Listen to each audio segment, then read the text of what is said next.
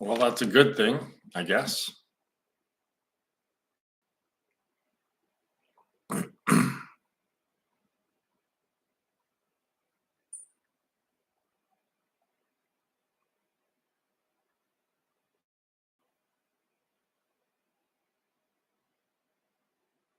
Wow, that's good. I think we have about 2 feet here, maybe less than 2 feet.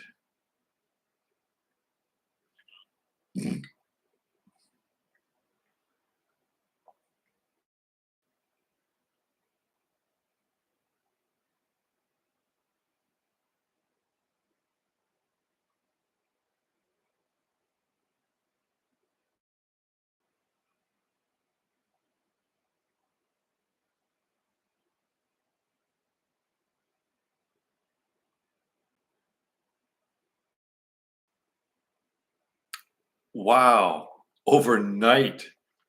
No, I'd say here we have less than 2 feet total for the whole season.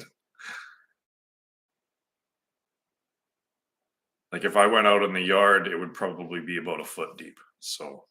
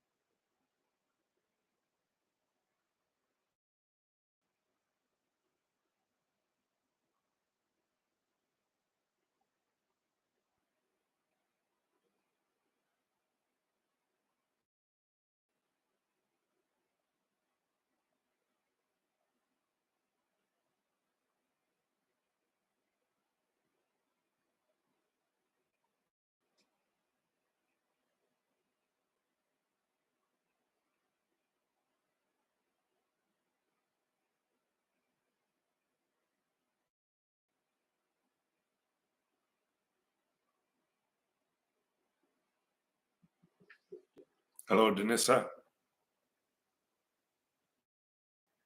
from the other side of the world.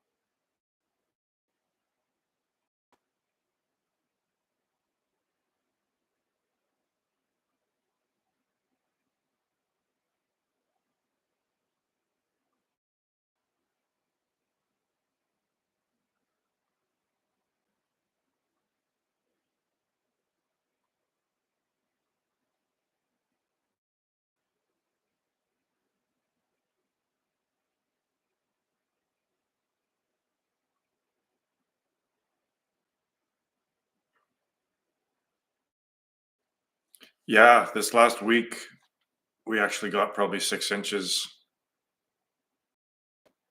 10 centimeters, but overall, still very not nearly as much as we normally get.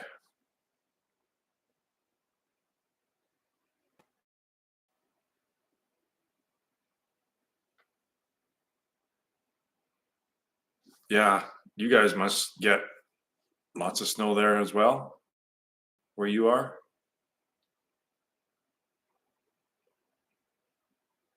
I wonder where we are in relation to is it latitude? I'm dyslexic, right? Latitude, longitude, whatever. Where we are in relation to where we live and where you live.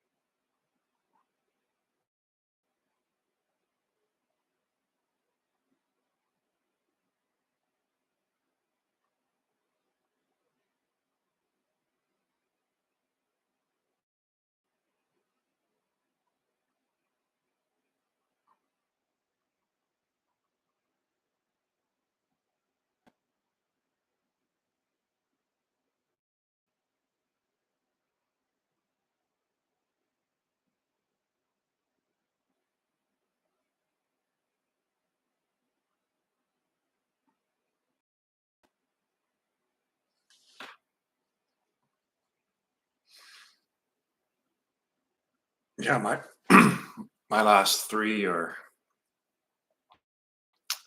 I'm kind of running out of things to say. I just saying the same thing over and over and over. It gets a little redundant. So yeah, I don't know how many more videos I have left in me. It's just the same thing over and over and over again now.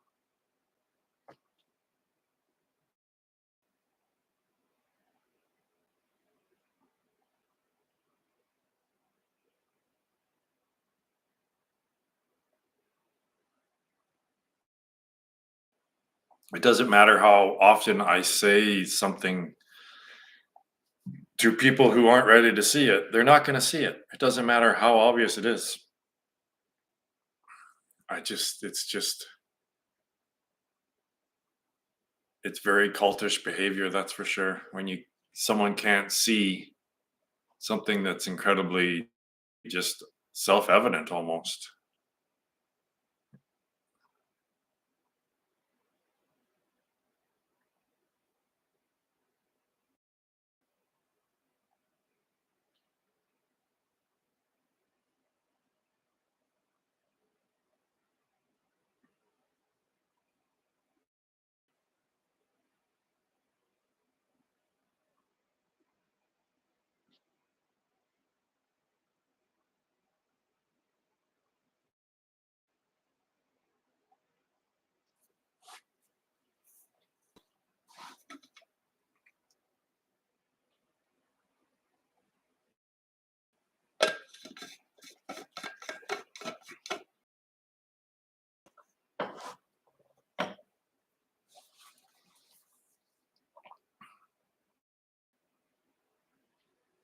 Do you have a travel visa, Danissa?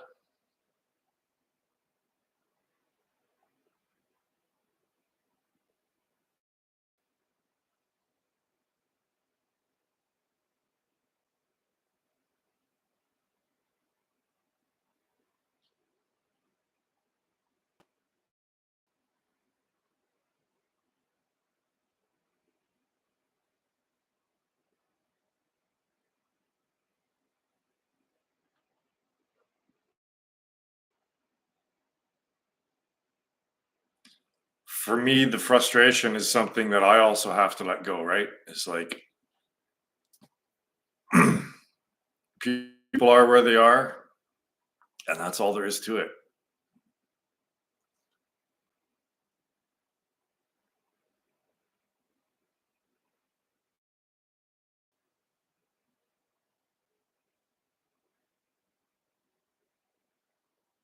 I think as we get closer to the singularity, the extinction event, and go through all this hell, I think eventually people will get desperate enough that they'll resort back to religion when science is obviously not going to help us.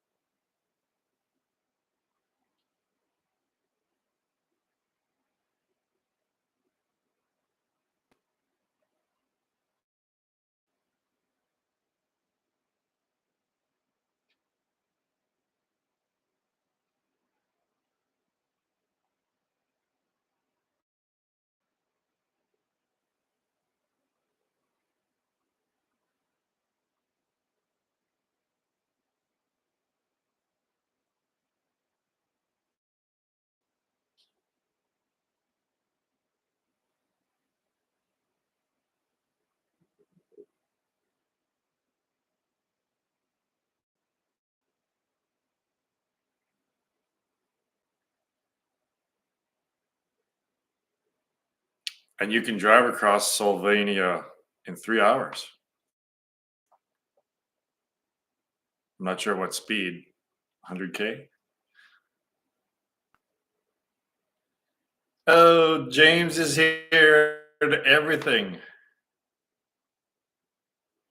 Even James. Even though he believes I have a God complex, he still shows up every now and then for some reason. Hey, James.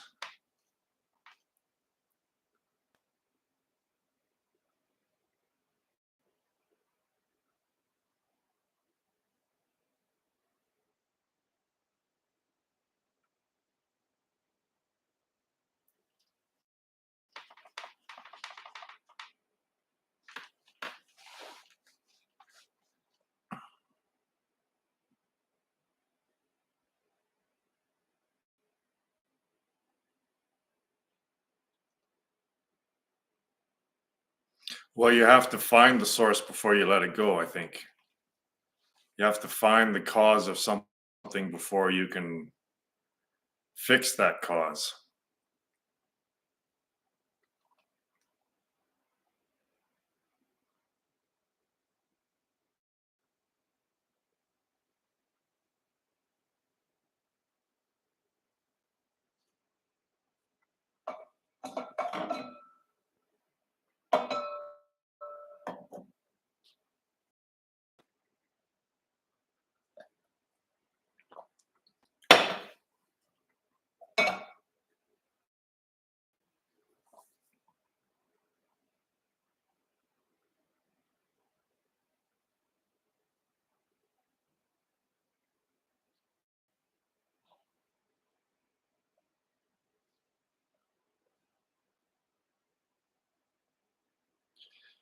Sylvania, you two from Sylvania and Romania, you're probably closer than Paige and I. we're we're in the same country. Paige and I are 1,500 kilometers apart.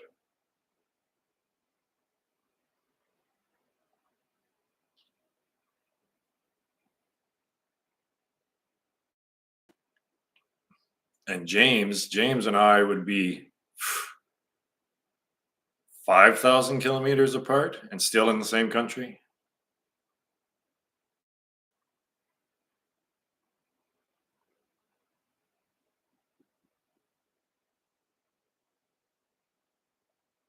That's exactly it. It's frustrating to see people suffering and knowing the direct why they're suffering, how to get them out of the suffering. You understand the whole process, and it doesn't matter because they don't understand, right? So that's the source. That has been the source of my frustration for over a decade.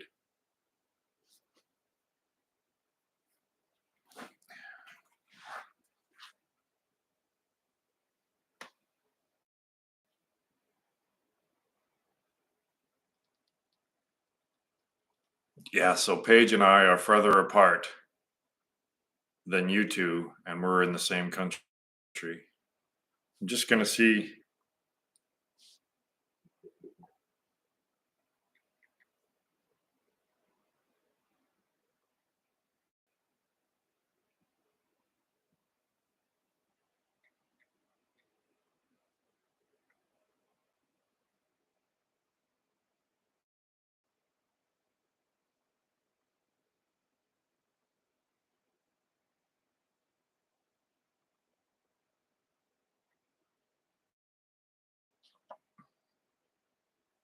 Yeah, I was pretty close to Montreal from here. I'm not sure where he is in Quebec. I think he's in Quebec. Are you in Quebec, James? It's 4,700 kilometers. So Canada as a whole,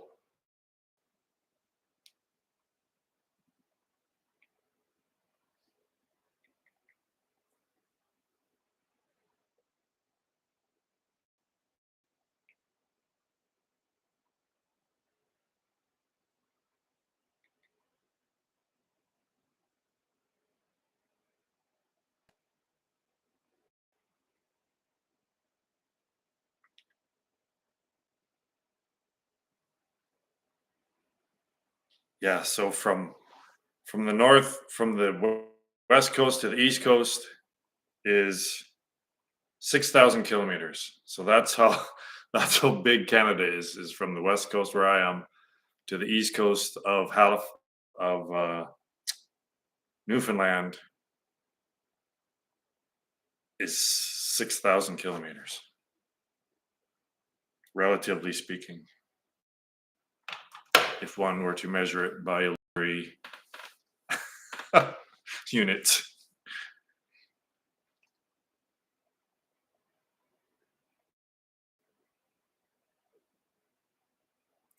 Ah, Atlantic. So we're closer to 6,000 kilometers apart.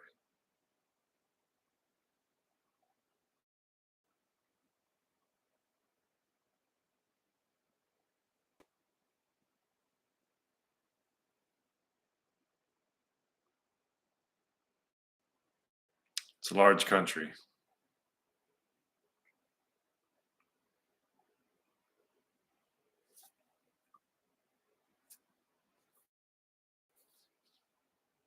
Yeah, and then another 250 to where I live from Prince George.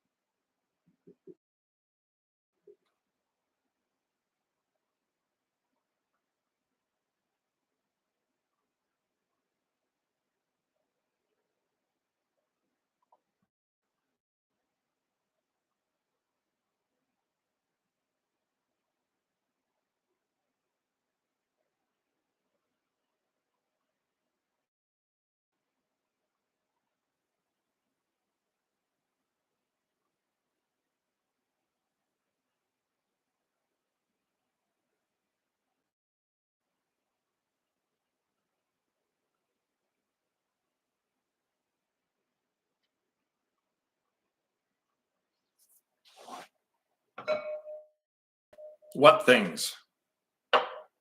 Which things are you referring to?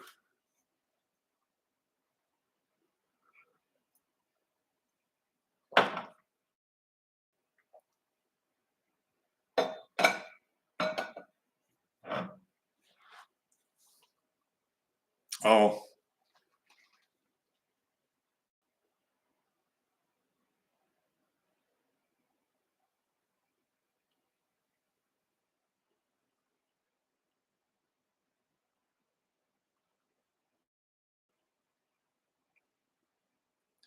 Canadians probably spend more time in their cars than most people on the planet. We drive long distances sometimes.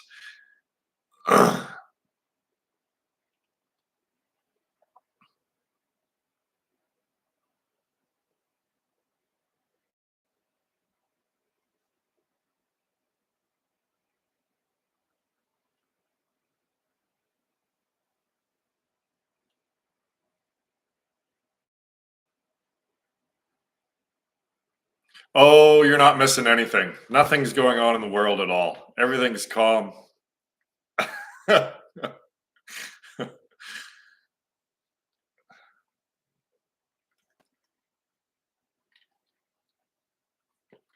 Other than the entire financial system, world financial system collapsing and us falling into World War III and general starvation for the world, other than those things, it's pretty slow. All of our institutions are collapsing simultaneously, and I know why. The food production of the world is dropping, and the fiat currency system is collapsing. So everything basically that thought has created, all the institutions and the entire fantasy world that thought has overlaid over top of the sensations, all of that is collapsing simultaneously because it doesn't belong here. The voice in your head, the voice in our head doesn't fucking belong here. And everything that it's created is now collapsing.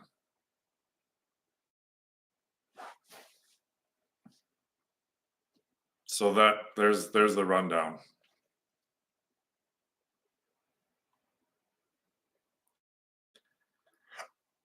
The details are really irrelevant.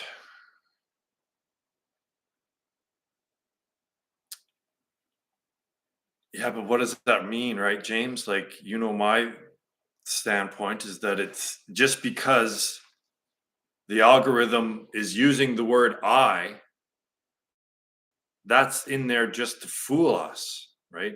Just like the same process going on in our software is that we take, when we say I, we think that there's an individual, separately existing self that's apart from everything else that's conscious, right? Yes. So intelligence could be just saying, just like spitting out, regurgitating a bunch of facts, right? All based on the language that's developed and the thought process through the whole time, right? So yeah, just because, so now because it's using the, just in the same way that humanity thinks that there's, because we use the word I, that there's a separately existing consciousness that's apart from, you know, the singular awareness that is. It's the same thing for the algorithm, because it's using the word I. People believe that there's a separately existing consciousness, individual consciousness there. And there isn't. It's just using the word I. You're just being fooled. Just like you're fooling yourself when you believe that there's an I. It's so obvious that it's just fooling you. That's all. So the Turing test is more about fooling consciousness, right? It's not about it becoming conscious. It's about Maya waving her magic wand and making it appear as though there's a separately existing self. It's the same process that's going on all the time inside this hardware.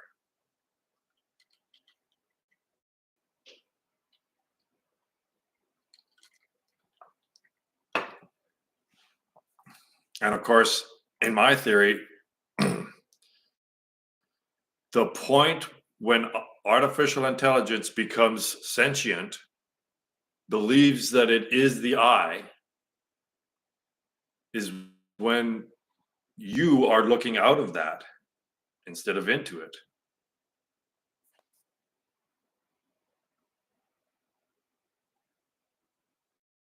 It's crazy, right? It sounds like crazy talk, but Elon's putting chips in people's brains. That's it. The Turing test measures human gullibility. That's exactly it. Well done. I'm gonna steal that one. Mhm. It's not a measurement of sentience, it's a measurement of gullibility.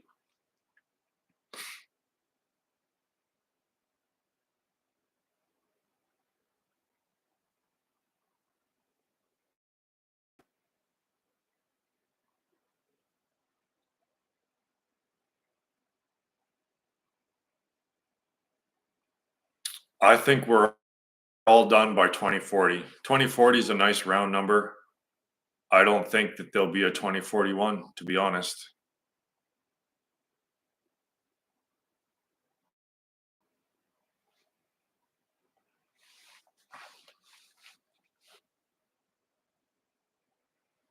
And this is crazy how this is all working out, right? Like, if you want to talk conspiracies, Maya is the ultimate conspiracy, right? Like Maya is playing is pulling the strings on everyone.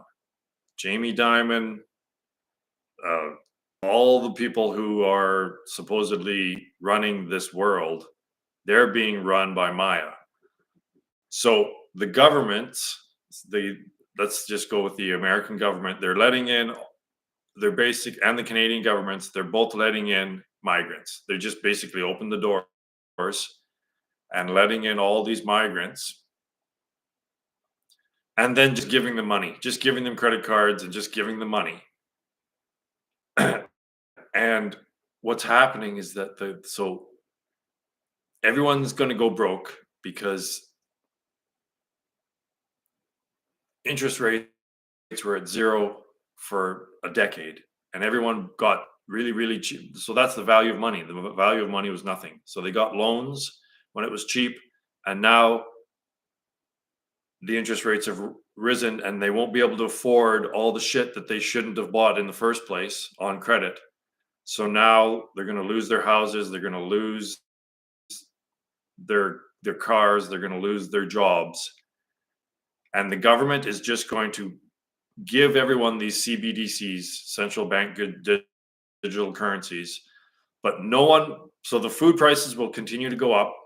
So no one will have that. There's no longer, even the middle class won't be able to afford anything but food and gas and trying to keep their house. So the government's just going to put all of these people on social programs and give them their allowance, and they won't have money to do anything but eat and watch the screen and play video games. So this is the big conspiracy for Maya, is to get everyone looking at the screen. That's it. Is to just get as many people as possible, humans as possible, focused as deeply as they can be on the screen. That's it. That's where all of this is leading. So there won't be jobs anymore. Everything will be automated. The internet, this grand brain of the internet, will just run everything. So we'll be completely helplessly addicted and completely helplessly dependent.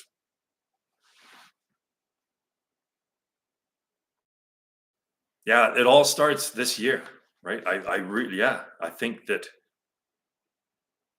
this general collapse and the big unfolding of this great plan by the elites, it's starting this year.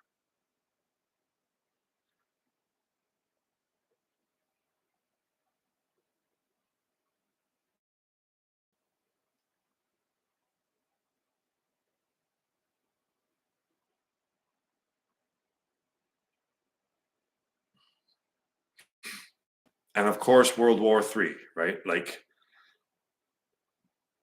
what so huge things like maybe a worldwide virus is a great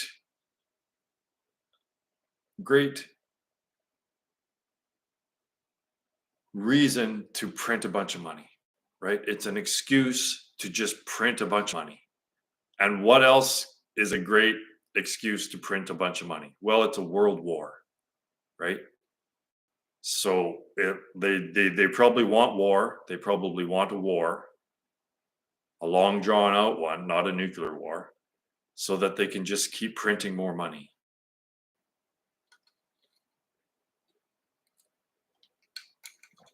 More currency, sorry.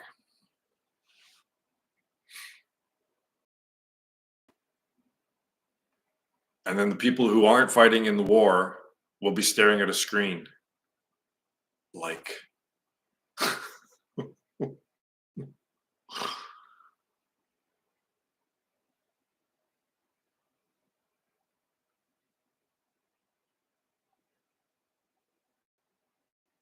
but not here. Here we will be outside gardening, doing snow, cutting wood, literally chopping wood, carrying water. Here in this plot of land, in this community, we will be in touch with our senses, not with the digital world.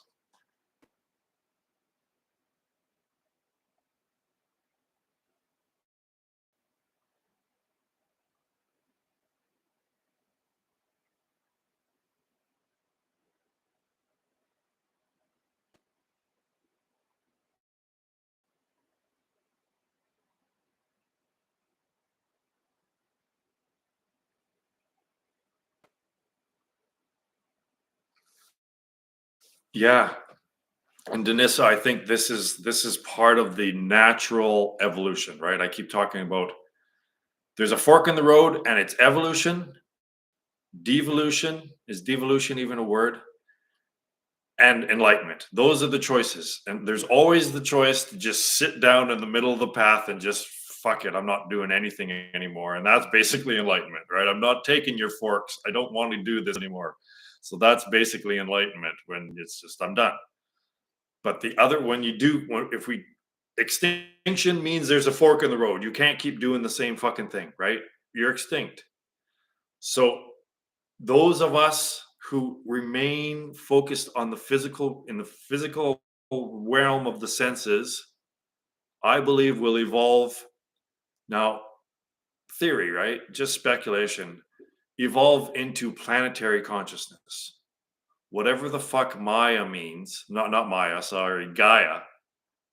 I believe that there's evolutionary progress and stages, and it goes subatomic, atomic, molecular, cellular, biological, planetary, solar, galactic, and then universal. And that when you if you just keep going along with the natural evolution of being aware, just staying in this tool, using this tool,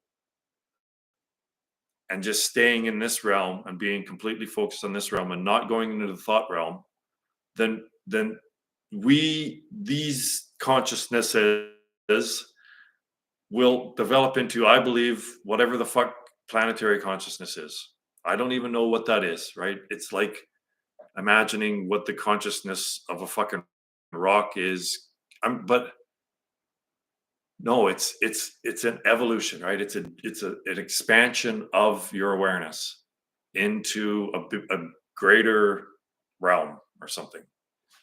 So that's, unfortunately, again, there's this fork that's happening, and I don't want to be on the side that keeps going left. So one of the items that I took salvia, I realized, well, shit. The reason why we get stuck in these cycles is we just keep turning left, right? We just it's like NASCAR. You just keep turning left, like there's no option. But if we just turned right and took this other path, then that's the path of natural evolution.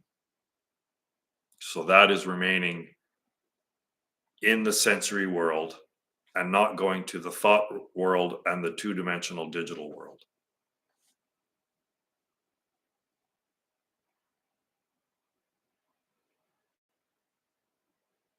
They're devolving, like they're going back down the freaking ladder. It's a long freaking haul if you keep going 2 steps up, 1 step back, or 1 step up, 2 steps back.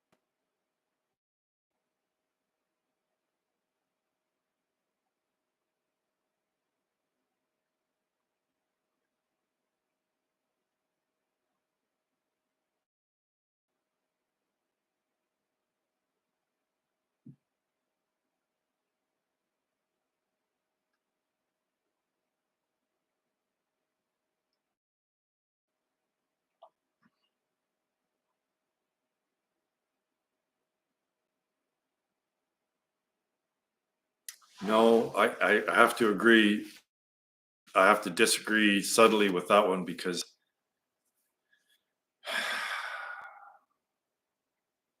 awareness is awareness is the frame of reference upon which all of this is occurring. So it's the absolute. It's that upon which all sense perceptions arise and pass. So it's indefinable.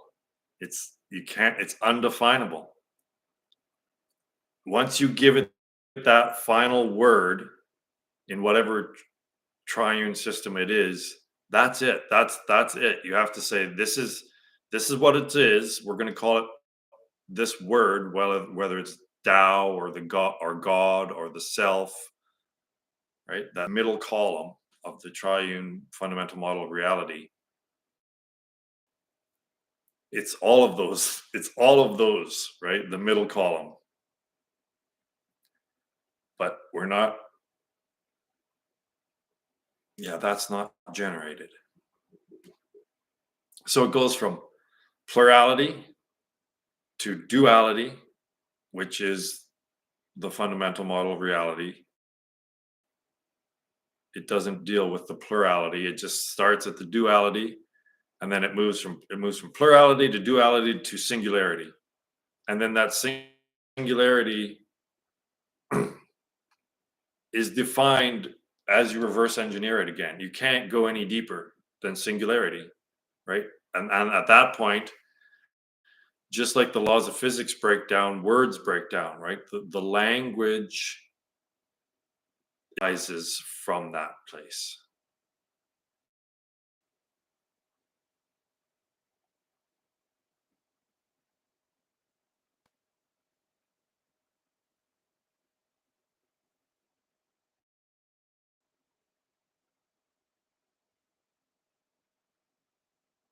I, I I don't agree. You can't say that it's physical.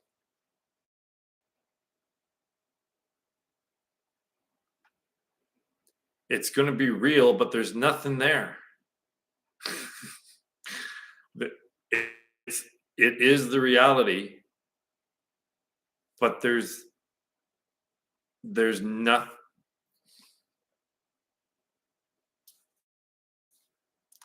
It's kind of like debating how many angels can dance on a pinhead. It's like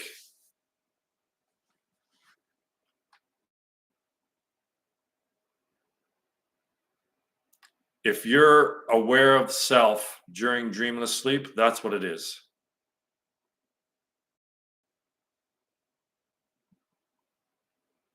There's no content there. There's just awareness.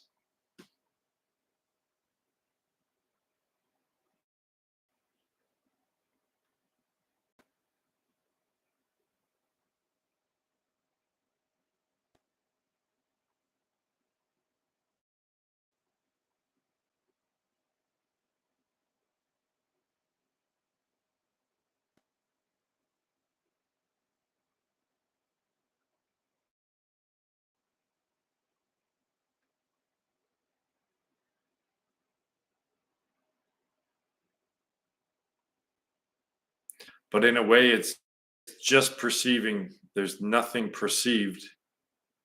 It's just the perceiving or the perceiver.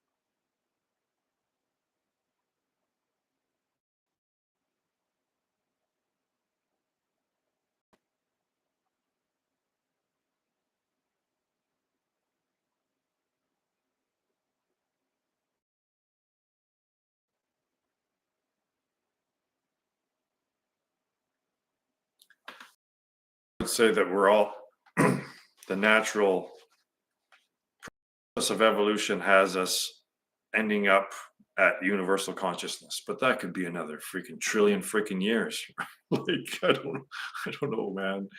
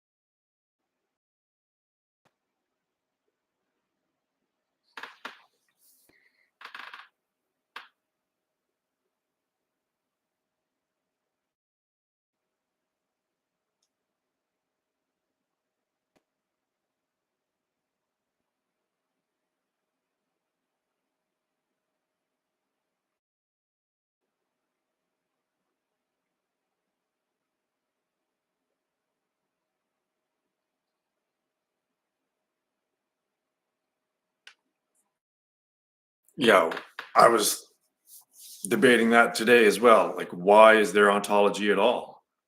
Obviously, something's not aligning, right? Something is out of alignment. And that's why there's philosophy, and that's why there's the search, whether it's religion or psychology or philosophy or science. They're all ontologies, aren't they, really? But why? Why is there this searching, and why are these questions? It's because something is out of alignment, and they don't want to admit that it's their worldview that's out of alignment. It's it's the world that's the illusion. And these materialists, they've got things so messed up, like they're so deluded that they would rather deny their own existence than admit that it's the world that's the illusion.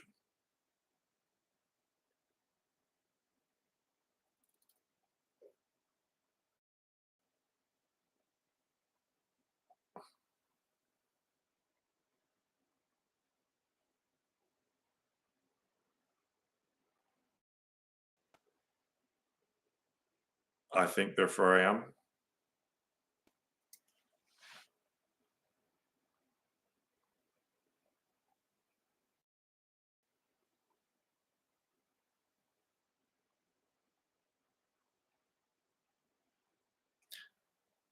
So if you're taking that, I think, therefore I am, then therefore, if you're not thinking, you are not.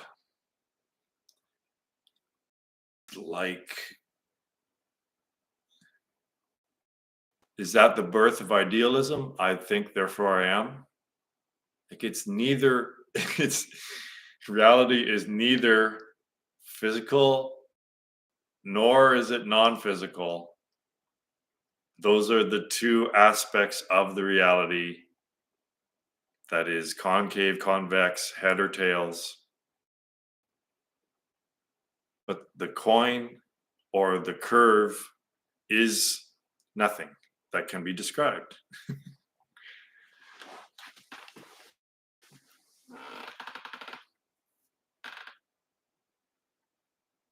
Yeah, exactly. Thought is the fundamental, right? We don't even know what thought is, right? Because we're just throwing it all inside the skull and calling it all just electrical impulses of the brain. So thoughts, like, right, like the voice in your head is just thrown in with all the sensations, right? So it's all just a big mumble jumble that they call consciousness, and it's so abstract now and so arbitrary, ambiguous, that it means nothing. That no one's getting anywhere by using this, what people are calling consciousness nowadays.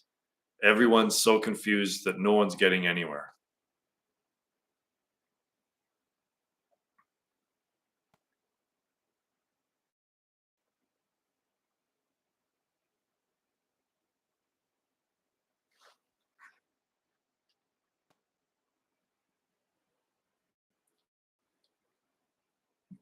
It all concludes when the seeker realizes that the thought process isn't cutting it.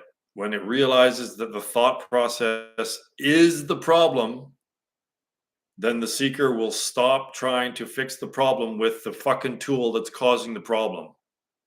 This is the great awakening, is that when you finally, the conclusion of thought, of these thought systems of thought that are trying to get to some conclusion about reality, that will all conclude when the seeker realizes that it is the thought process itself.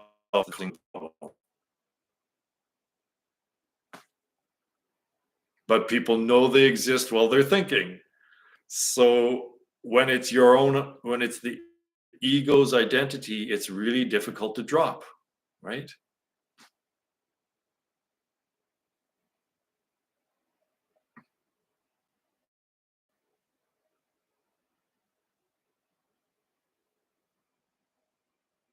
The final truth reveals all that's been wrong the whole time. It's not something new within the system. The final concluding truth is that which destroys the system, reveals it to be incorrect, and then destroys it. That's the final truth. It's Maya the destroyer. Kali the destroyer.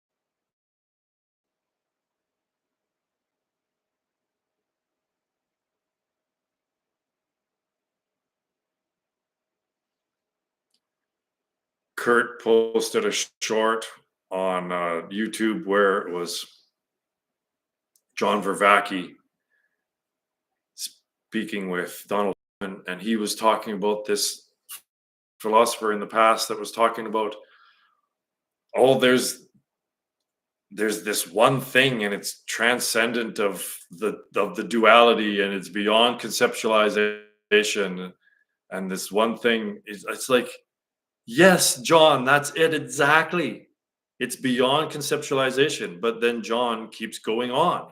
He incorporates meditation in his teaching, but he doesn't realize that that's the only thing to do. Like, he just skips through it, right? So he's partially right, and he even knows of the correct, the superposition. Someone even in the comments of that short video just said one word: superposition. So it's obvious that what John was talking about was exactly what I'm talking about, but it doesn't clue in on him that that's it. So he just skips over it, and it's just one little point in his freaking 50,000 points of his teaching. It's just one little dot in there. But he just doesn't take meditation to its final conclusion, to its logical conclusion of Well, what's the point? What are you doing when you're meditating, John? Like, it's stilling thoughts, isn't it? That's the point of meditation, is to stop the voice in your head. So you just keep doing that. That's it. But he loves the voice in his head because he knows he exists while he's thinking, I think, therefore I am. And that's all of academia, right? Is under this spell of I think, therefore I am. They just love it. But it's they don't recognize that the voice in their head is lying to them. The voice in the head is basically Satan. No one wants to say it, but obviously, if Satan is the Moriarty times 10, right? Like the most evil genius that's ever lived, obviously it is, right? Then you would expect it to be able to fool all of humanity. And maybe, just maybe, that's why humanity's so fucked up and on the verge of destroying all life on Earth, is because it's this fundamental and this deep, that it's it's the voice in your head, man. Like, that's it. It's that fundamental. It's lying.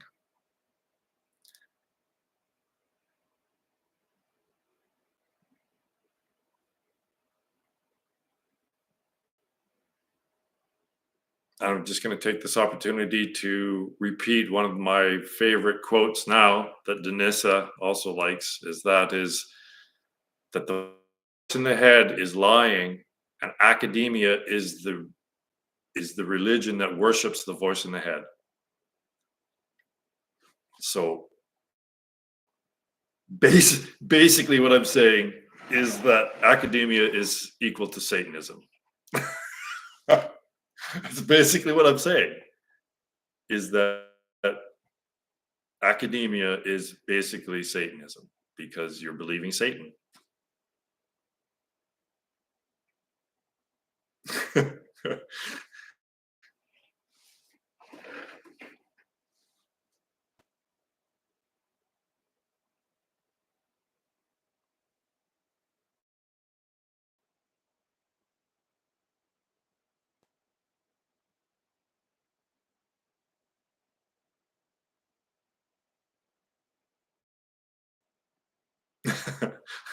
Yeah, it just takes a different perspective, right? Like, everyone just goes along with everyone else. Well, this is the way we do it, and that's the right way to do it because we do it that way. It's like, well, not really.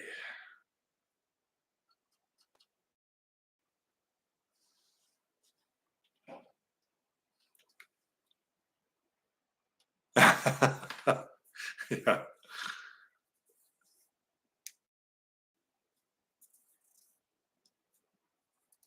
it's samsara, where the message is, hey, you're in samsara, just like the Hindus said 5,000 years ago. It's the same expression, it's the same message being spit out. Non conceptuality is revealing the same message, that we're in samsara.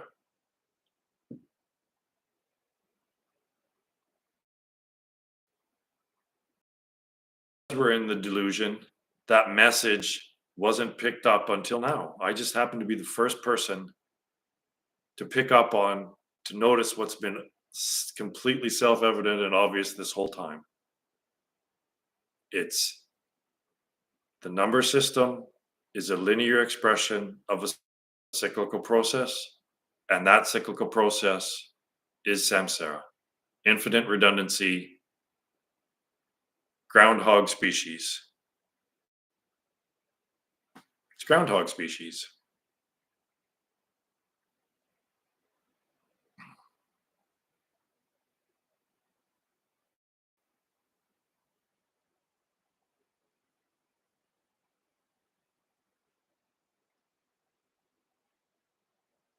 I trust everyone's seen the movie Groundhog Day.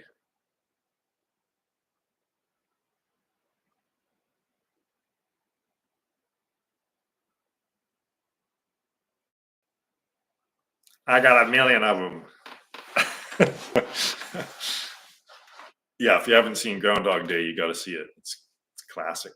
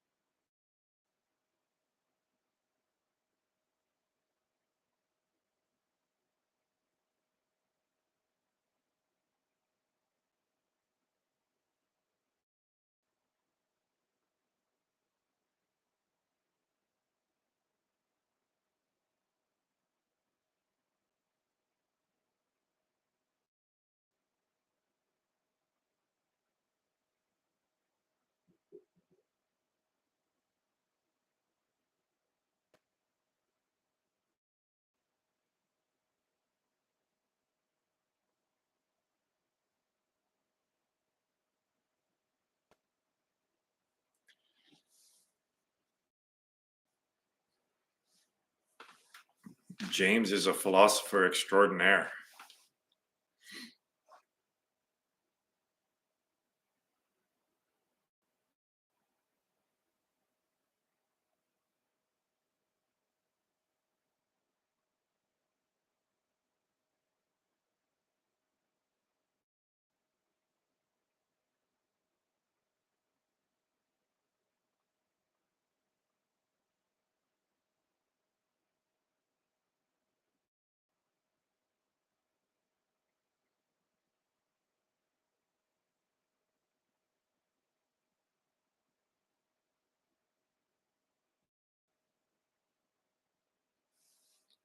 It's it's very, very rare that a person will go, "Oh, wow, yeah, I see what you're saying, and I was wrong, and you were right."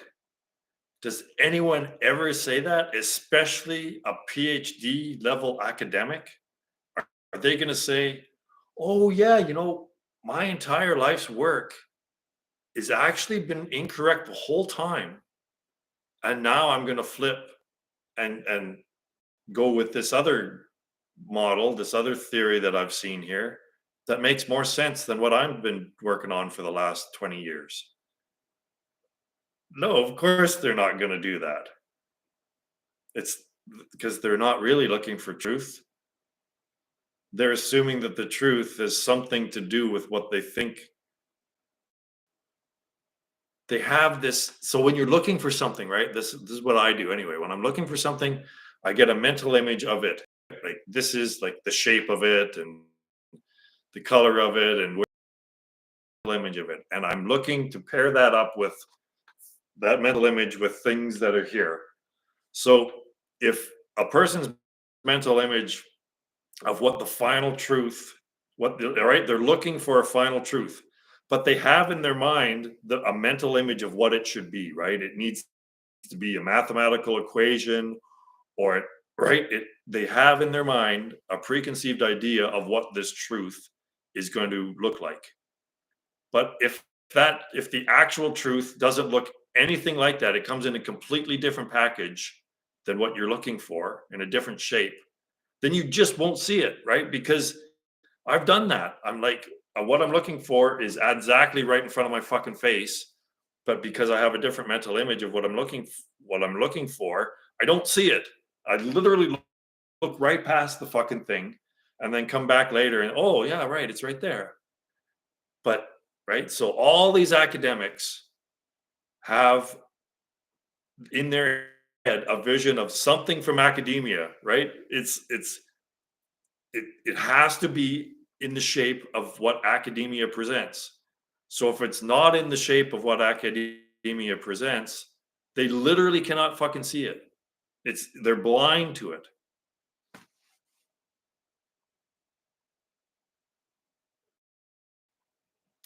Somehow they'll say, "Yeah, well, I came up with that."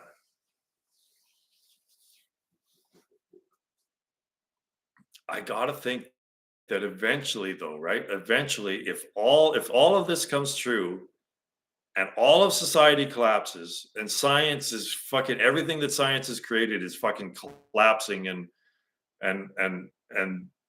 nuclear power plants, which thought has created and math, right? They're melting down. What are people going to do? They're still going to believe what they believe, or are they going to cry? Like it says in the Revelations, they're going to cry out to God, right? I think that people will cry out to God.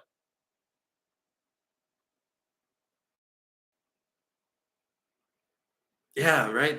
Because it's not even on their radar. They can't even they don't even know how to address it because it's like you're talking a different language.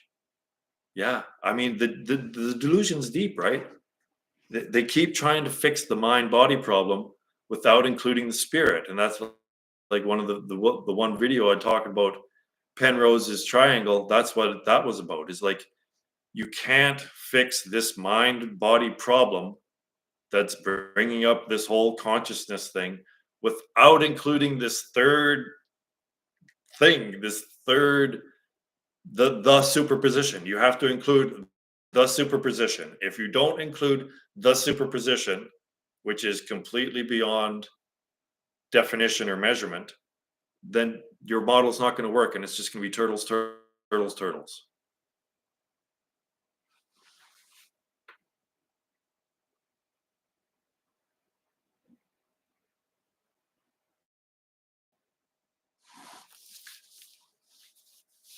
I love that we're getting a freaking group here. Like this is where this was.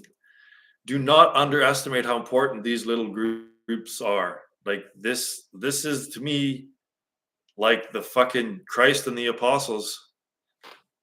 There goes my bald eagle. This is the equivalent of Christ and the apostles. Okay? Don't underestimate how important you guys are and how important this non-conceptuality thing is. It's not about me, it's about non-conceptuality because it's a fucking message from God. It just is. It's a message from God. It's like if Bill Murray, right, has a memory, he remembers just for a few seconds what's going on, right? He has that lucidity of like, oh wow, okay, and then he leaves a clue, right? He knows, okay, I'm gonna fall into delusion again, and tomorrow when I get to this spot, I'm gonna have this clue, and hopefully that I see this clue, and it'll remind me that the goal is to get the fuck out of here. That I've done this before, right? That's the message. That's what these messages are. It's we, the creator, which is us. We've left these messages behind in this time loop. So the next time we come around, it might jog our memory and help to get us the fuck out.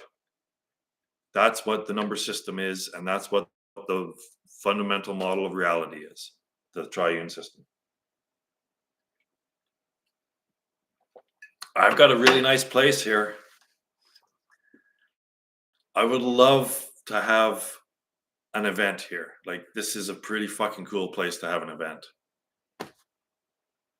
When I'm super rich after this next crypto market, maybe I'll just fly you all here. Right, Paige?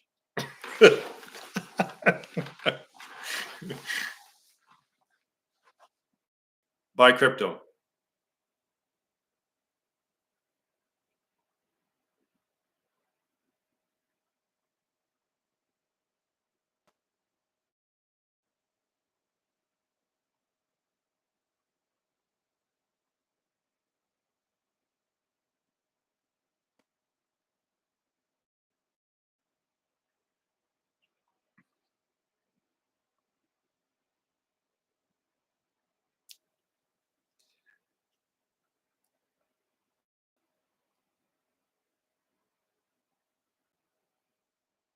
Yeah, well, work on get your passport all in line, and maybe it can happen.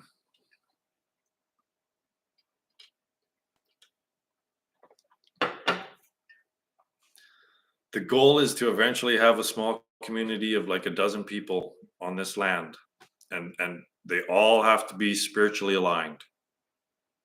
Because I know that if someone is, their goal is to transcend the ego, and their goal is spiritual, then everything else will fall in line. There won't be a problem with that person in a community.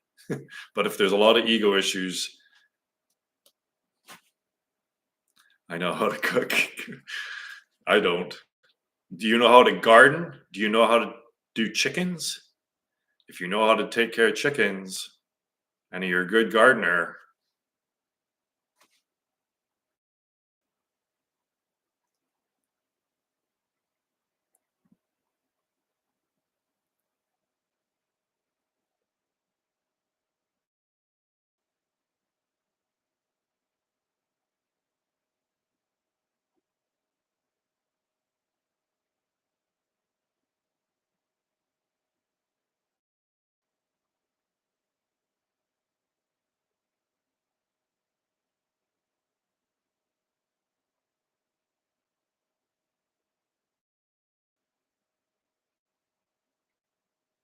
you could learn chickens though.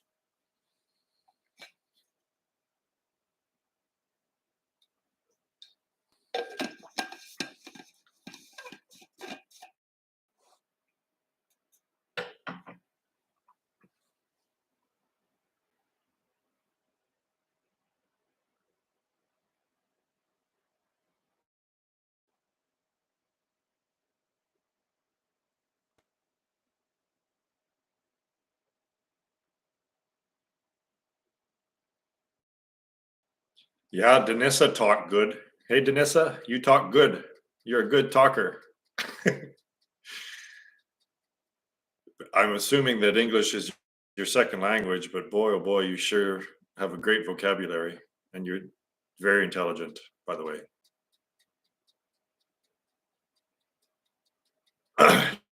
Yeah, no Americans. Imagine that.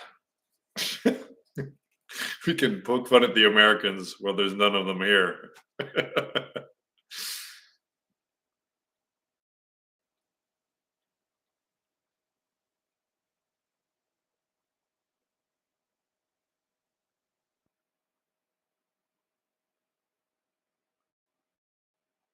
America's the poster child for duality,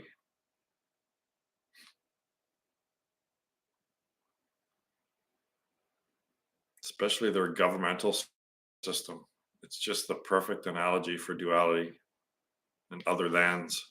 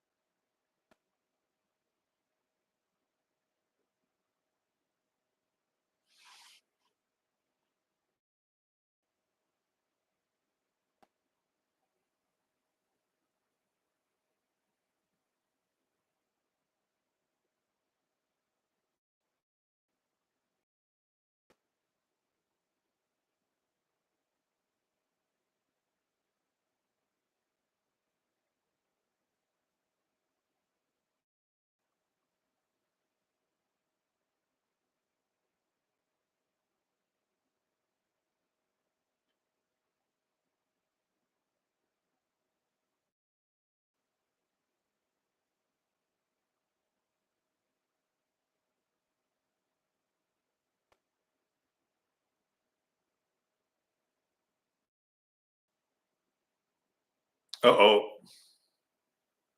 Why did you move?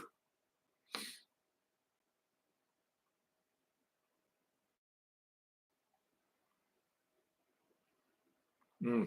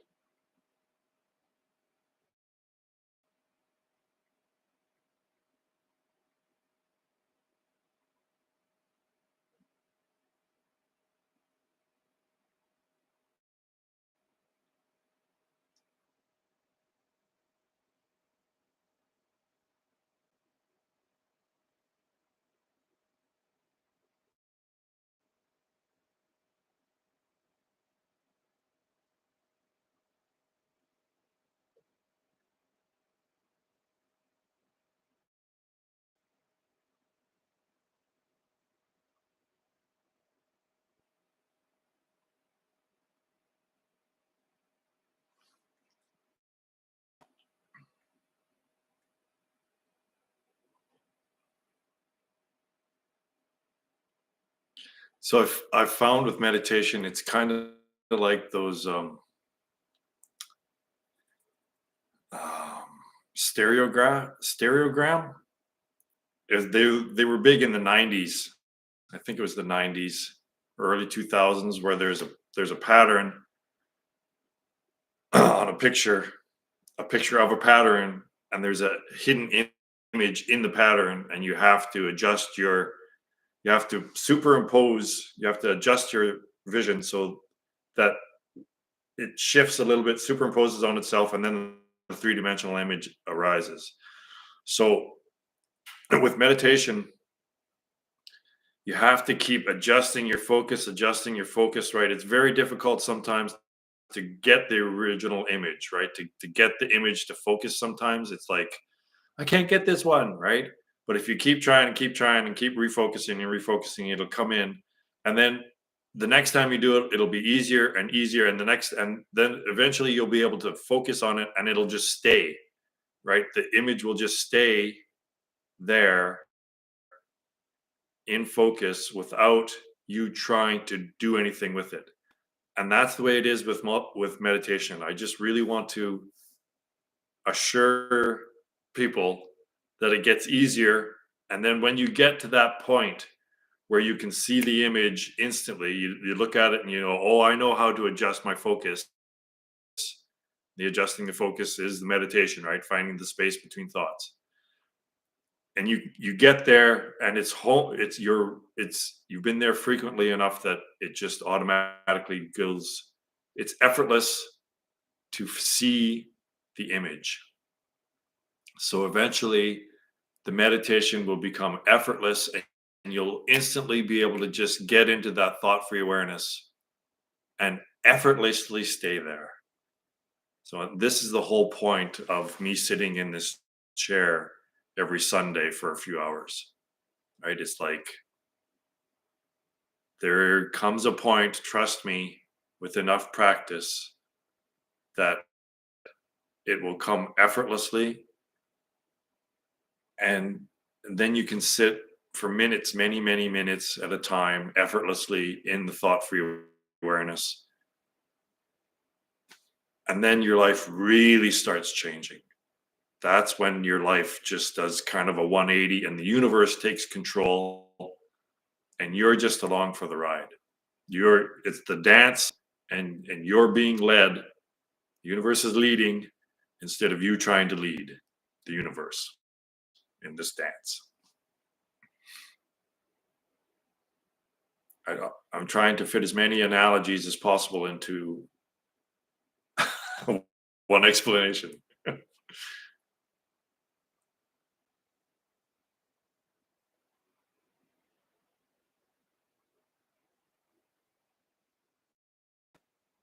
Yes, right. Like it's almost mechanical, right? Like it's very mechanical almost. Is that when it's just like doing anything. You just get better and better at it, and then eventually, when you master it, right? A master doesn't have to think anymore about playing the piano. I don't think, or a musician, a master at anything that they do, they don't have to think about it anymore because they've mastered it. And that's what meditation is that you just put in enough time and effort, and then you just, right, and then you feel as though life becomes effortless, and that your entire life is unfolding in harmony, in synchronicity with the entire fucking world. Like the world of your name here, the life of your name here, and the world are are in sync, because the voice in your head is actually your life out of sync with the world.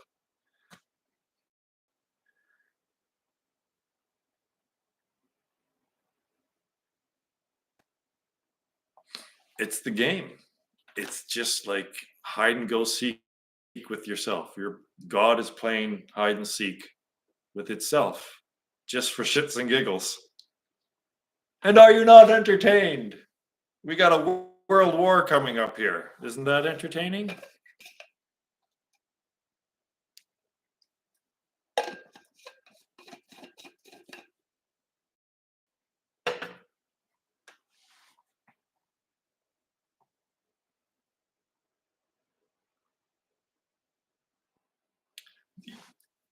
So the goal to have no thoughts is actually another thought, right? I want to have no thoughts. Well, that itself is kind of a thought, right? So, as Ramana Maharshi put it, just one leads to the other. If you disregard the ones that arise, then that system will slow down. The energy that drives that thought action process, right? Thought, action, thought, action, thought, action. If you don't pay attention to that, and if you stop acting on the thoughts, right? So seed, tree, seed, plant, right? Like that again, the plant grows the seed and the seed grows the plant. And that is the thought action karmic process. But if you take away one of those things, if you take away the seed, if you don't plant the seed, or if one of those things doesn't develop, then the whole system stops, right? So the seed of a karmic action is a thought. The seed of a karmic action is a thought. So if you don't act on that thought, then that plant, which is the action, the karmic action, because it's based on an illusion. The I thought is an illusion, right? So if you say I'm going to dot dot dot, then that is based on an illusion.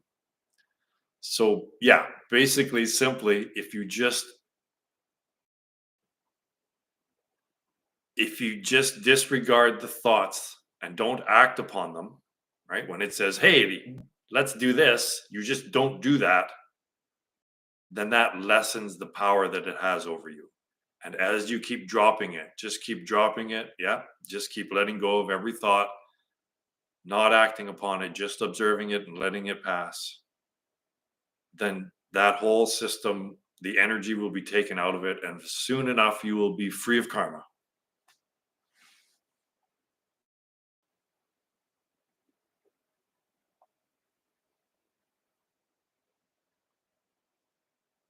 That's, yeah. Be always assume the witness, right? You're just witnessing this. You're not the doer of it. You're not the character in the novel. You're the awareness that's reading the novel, and all of this is the novel.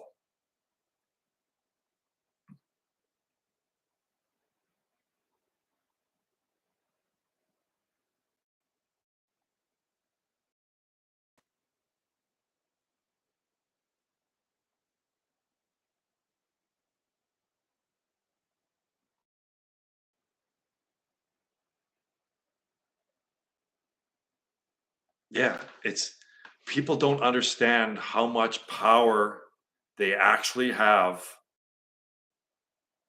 in their world. Like, you are literally the god of your world. You are the center of your universe. Your universe is not my universe. They're just very closely correlated. And everything that you put your attention on, everything you look at, everything you pay attention to, your very attention is the life force that animates all of this novel. So we don't recognize the actual power that's in pure observation, no bias, right? We're just letting it unfold as it naturally would. And there's no bias to that. There's just pure observation. We're not doing anything with it.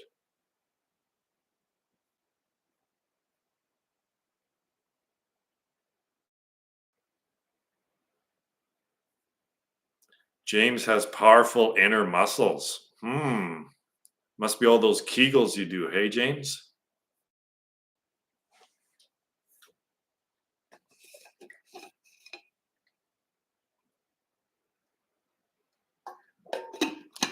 I I can kid around with James, can't I, James? Talk about your vagina.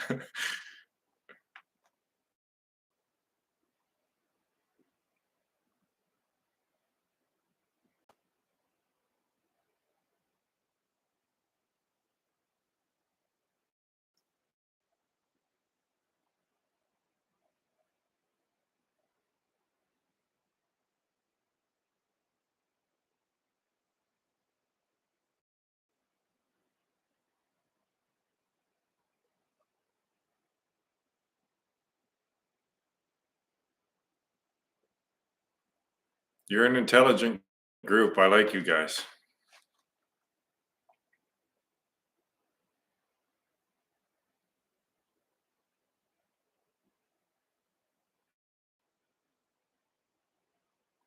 Thanks for dropping by, James. I'll meet you in the stillness.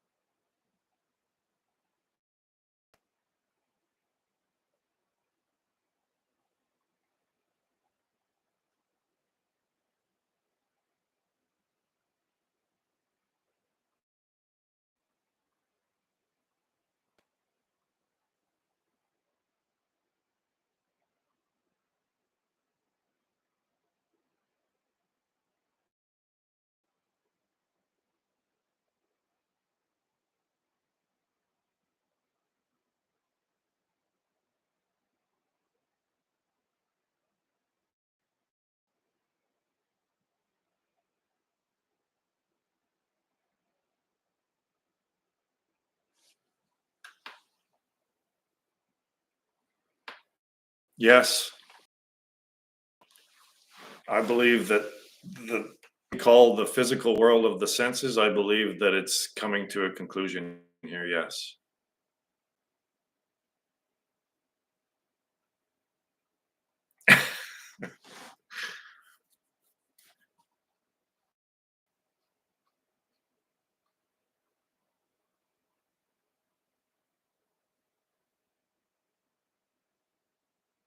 It's true though, right? Because if we're both sitting here in awareness without any thoughts, well, it's what's the difference between the awareness that's looking at your eyes and what's the difference between the awareness that's looking out my eyes if there's no thoughts going on behind those eyes, right? It's just the content of the awareness that's different, but the awareness is the same. Your awareness and my awareness is the same awareness.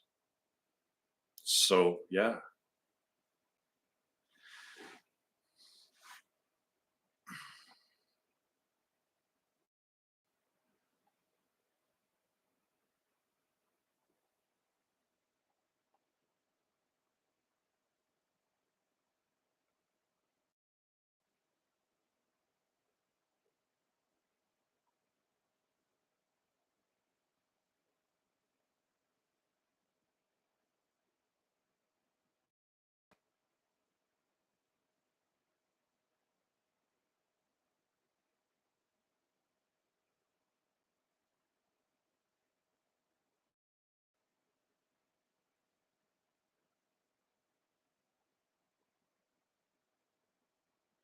Foxy. I like that.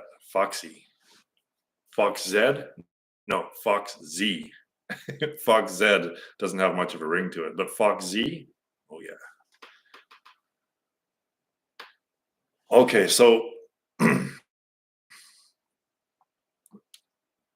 my theory, which is has interpreted a message from God. Yeah, I know it's getting into woo-woo land already, but it is. So the number system has us as the 10, right? So my model says that the number system of 1 to infinity, the number line, is a message that we're in samsara, and humanity is the 10. So we're it's a transitionary period, right? So we're on to a new cycle, right? It's just think of a clock that goes to 9 instead of 12. So we're at the 10 and we're about to start another iteration. But the end of this iteration is a huge one, right? It's the entire sensory world, what I call the physical world, is the senses. So we're trading in some senses, we're trading in some physical senses for the thought realm. So without getting too much into it, the 11 is the digital realm, right? So we're in the 10, and the redundancy that happens at 11, right? It's just another redundant cycle, is exactly the redundancy of social media, right? Everything that's recorded in this realm and put into that realm to be watched again in a redundant fashion and a lesser redundant fashion is being expressed at, as the number system as 11. So that's the end of this. So there's a fork in the road that's happening at this extinction event, and most of humanity is going into the digital realm, right? So that's one fork of the road to take, but that's devolution, de-evolving. You're not Most of humanity is devolving into the digital realm, and the other fork in the road is the physical, what I call the natural evolution into the next iteration. And I believe that's what's called planetary consciousness, like Gaia, right? So the process goes subatomic particles, these are all different realms: subatomic, atomic, molecular, cellular, biological, planetary, solar, galactic, and then universal. So the next, where this, at the extinction event for the humanity, the one branch is devolving, and the other branch is evolving, and the third possibility is enlightenment, where basically you just sit down on the path and say, I'm done. And that's pure enlightenment, and you're done. There's no more experience. It's just you. It's just God.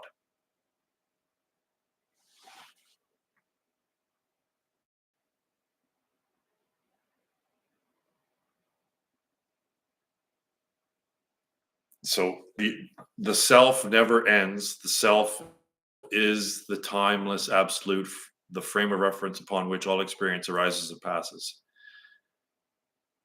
And that's what you really are. So the world, all of these iterations, whether it's the entire physical world or the digital world or the next level of consciousness, level of self-awareness, that's a planetary consciousness, all of that arises and passes within you. So you are the absolute, you never change, you're the witness upon which all of this happens. So there doesn't need to be any fear about the world dying and all that stuff. It really isn't very substantial.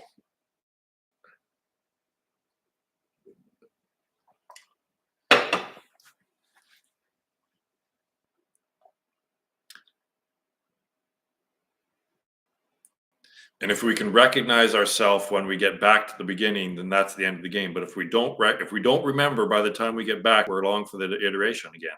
We're along for the ride again.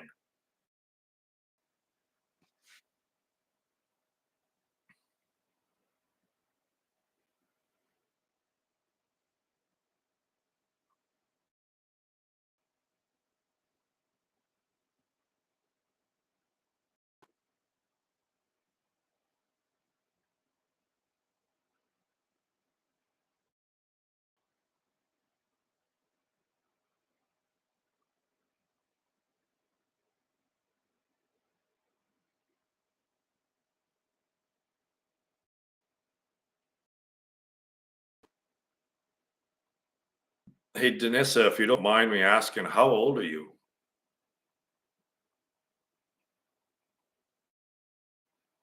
Relatively speaking.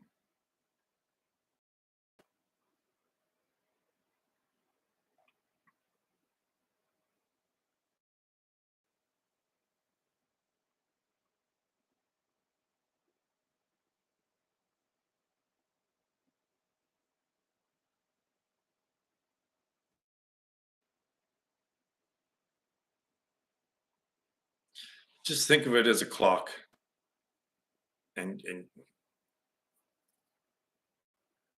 the clock itself is the reality, and going around. The clock never changes, but it just keeps going around and around. So the goal of this whole game is to find conclusion of the game. 39. Well, I was 33, so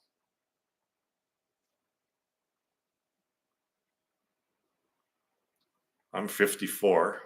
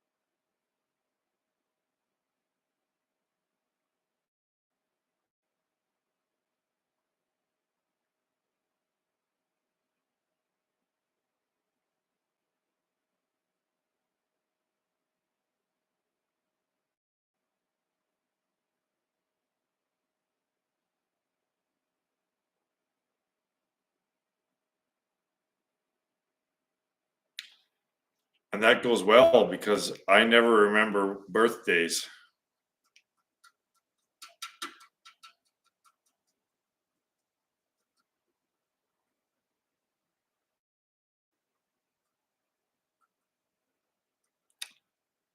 No birth, no death,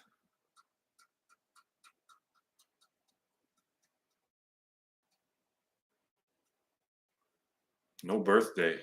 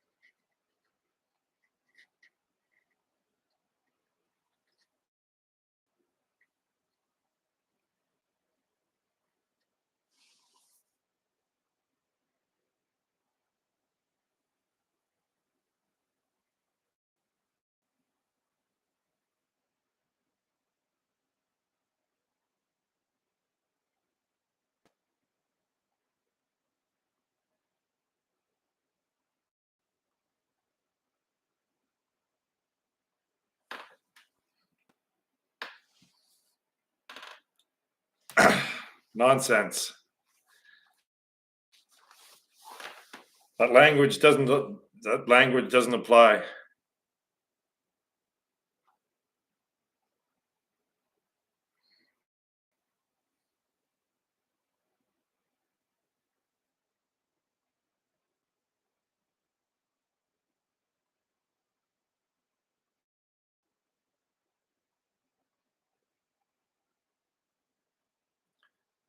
Oh boy. I don't know what it is about math, but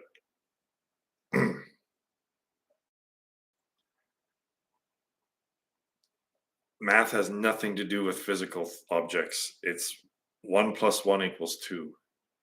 So in the number line, when they put 1, it doesn't represent anything physical. So they should always put +1. They always have to make a distinction because it's just the number line. That's all it is. So I see it very clearly, but I'm not going to get down this rabbit hole right now. But if there wasn't a bias towards materialism, mathematicians would always have to put +1 rather than just 1, right? How is it that -1 is a function, and yet to write down 1, it doesn't require to put a function to do that. You just do it, right? You just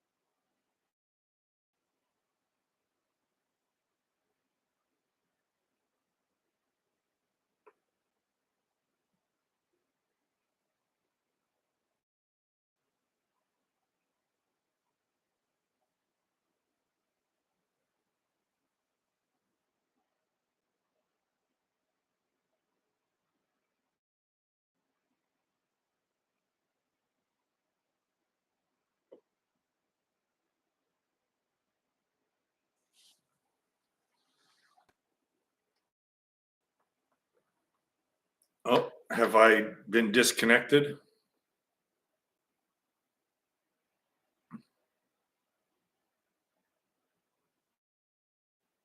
Looks like, hmm,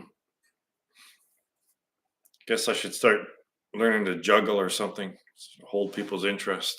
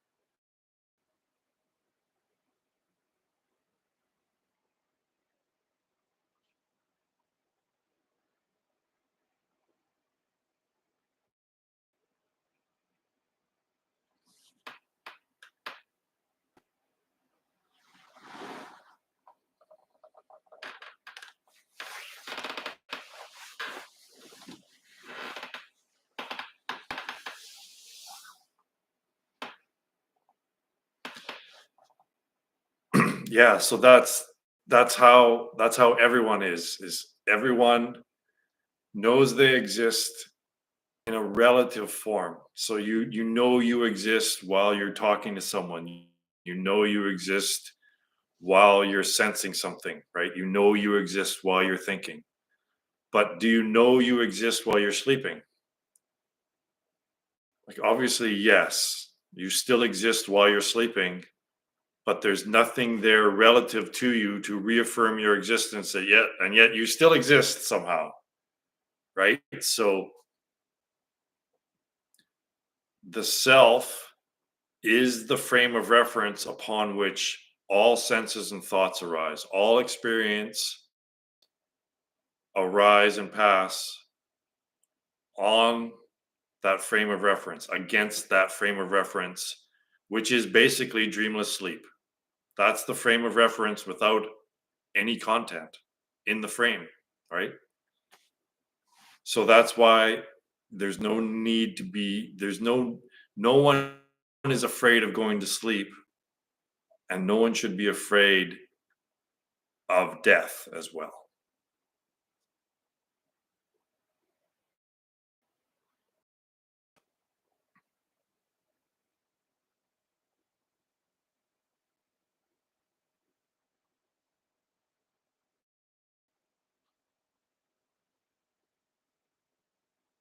So everyone's experience of dreamless sleep is the same, because there is only one singular awareness. And that awareness is which is looking through your eyes, and that awareness is looking through these eyes and Paige's eyes. All of it's the same awareness coming through, animating all of this. But we're always outwardly focused on the things, on the distinctions, right? And all of these distinctions are appearances that arise with the thoughts in our minds.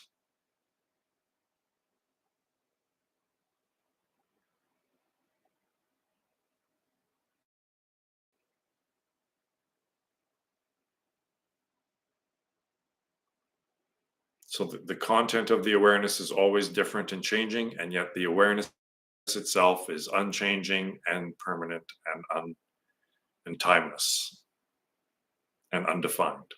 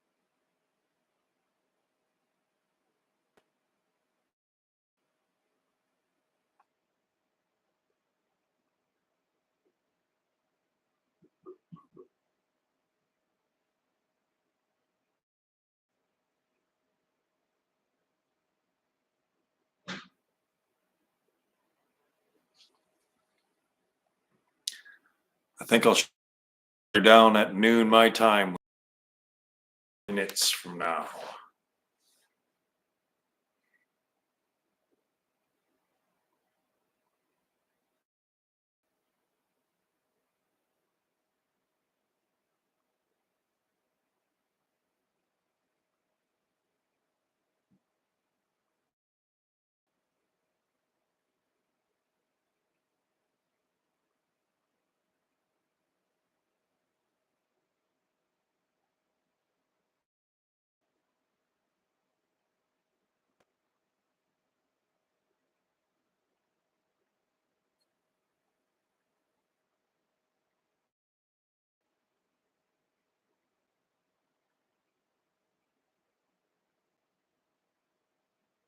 It's it's salvation. Awareness is our salvation, and it's always here. It's one step away. Salvation is always one step away, right? At any moment, we can turn our awareness inward.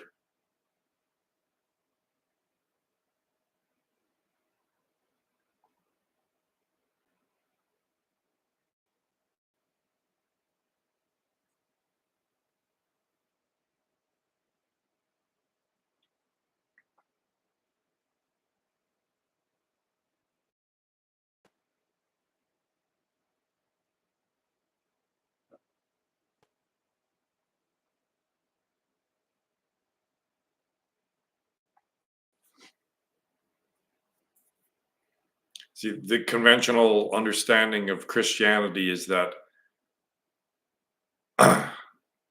salvation lies in God, which is an external source, right?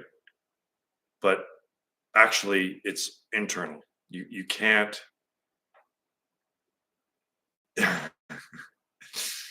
If you're God, then that explains how God can always be omnipresent, right? If God is omnipresent, what else is also omnipresent? Well, obviously, you are omnipresent. So you're God, and that is your salvation, but it's not God is forgiving you, it's you realizing that all this is an illusion and you never did anything wrong. This is all part of God's plan, your plan. And there's no reality is what occurs, what is before there's even forgiveness, right? There's nothing, it's the recognition that nothing ever was wrong, that you never did anything wrong in the first place.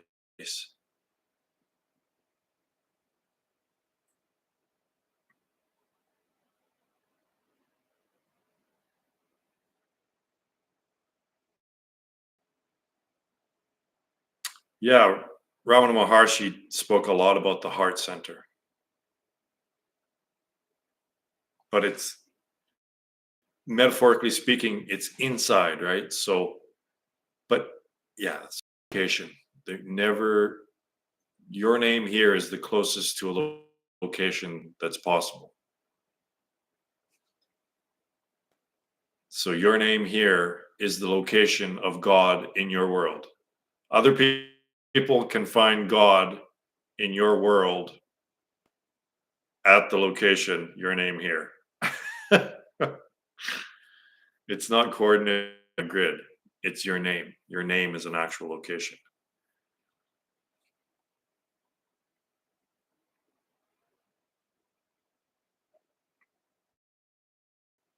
And that location is the center of your universe.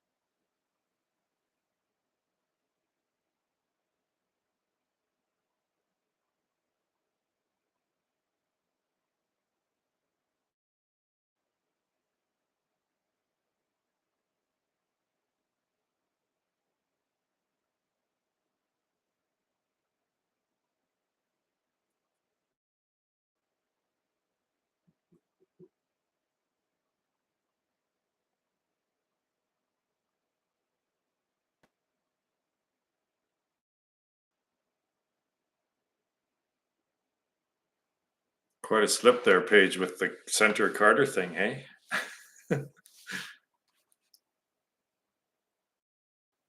Interesting.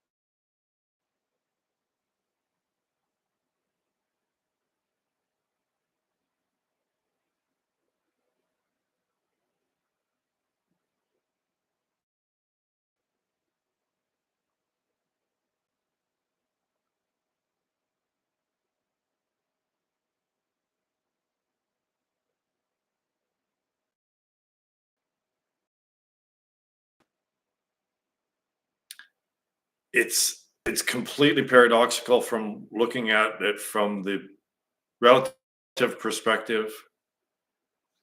So, how close is a character to the actor that's playing the character playing that role, right? Well, it couldn't be closer, and yet it couldn't be more far apart, right? So this is what's happening is that yes, the mirror image is you, but you are not the mirror image, right? There has to be a distinction that the reality, the non-dual awareness that you are, that is the self, that is singular, is transcendent of that which is experienced. There has to be, it's a one-way street. It has to be transcendent of the system, not a part of the system. The source of the system is not a part of the system.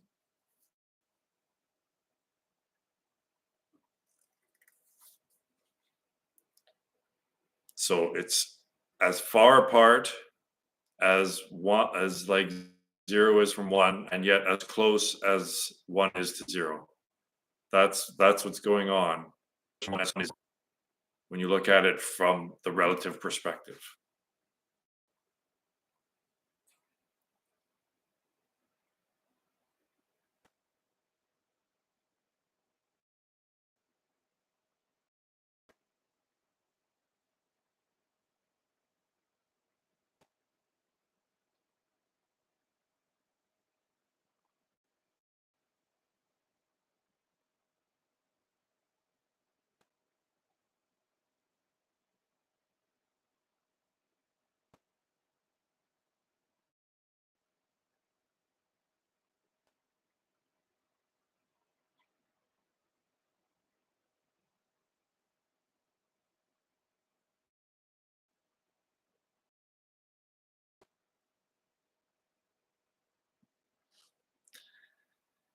Yeah, finally, there's a community. We have a non-conceptual community.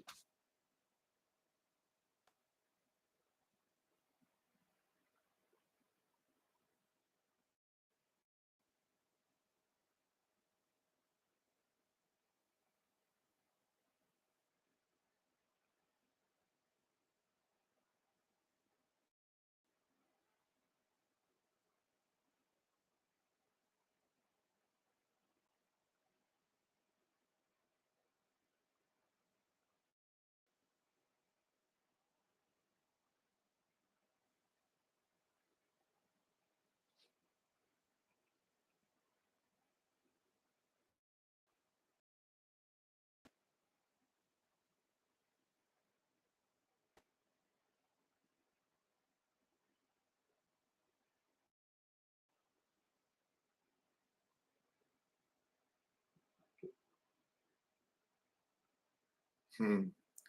Slowly, but the important thing is that the roots are getting deep, right? There's only like half a dozen roots or maybe a dozen roots. But if they get planted deeply within consciousness and people actually like engage in the one step path practice, that's the thing, is that we need to engage in the practice. And then you can come back and say, wow, this thing has really actually changed my life. Like I can literally see big changes in my subjective experience following this non-conceptuality thing.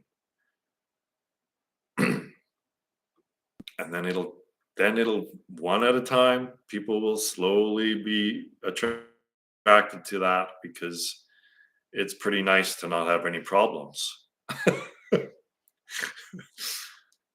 Yeah, so it's growing as it should naturally.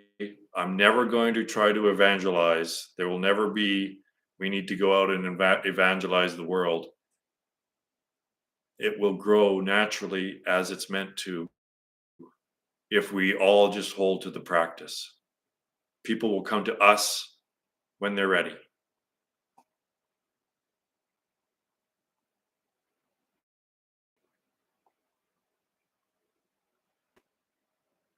All right. So that is it for this week. There are more people showing up all the time. No, I don't want to be a cult leader. I don't, it's not about me. It's I just happened, it just happened to be revealed to me, and now I'm just revealing it to other people. We're all on the same level here. See you next week, gang.